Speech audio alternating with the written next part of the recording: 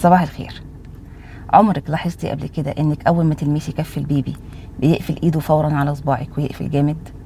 ده منعكس عصبي طبيعي اسمه الجراسب ريفلكس او منعكس القبض، وده رد فعل طبيعي كل طفل بيتولد بيه، بيظهر من اول يوم وبيختفي على الشهر الثالث او الرابع تقريبا، ووجوده علامة كويسة ان الجهاز العصبي عند الطفل شغال كويس.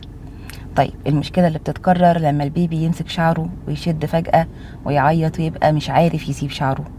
هو هنا مش قاصد انه يشد نفسه ولا حاجة، كل الحكاية انه بيعرف يمسك بس ما بيعرفش يفتح ايده بنفسه. طيب نعمل ايه في الموقف اللي شايفينه ده؟ بدل ما نشد الشعر من ايده وده هيوجعه طبعا، او لو مسك شعرك وانتي شايلاه، خلينا نعمل حاجة بسيطة. جربي تلمسي كفه التاني، هتلاقيه فورا ساب الشعر ومسك صباعك الناحية التانية. او جربي تدخلي صباعك جوه ايده اللي ماسكه الشعر بالراحه وهي هتفتح تدريجيا، وبعدها احضنيه وهديه لانه اتخض مش اكتر. وخليكي دايما فاكره ان الام الفاهمه بتبقى واثقه وهاديه.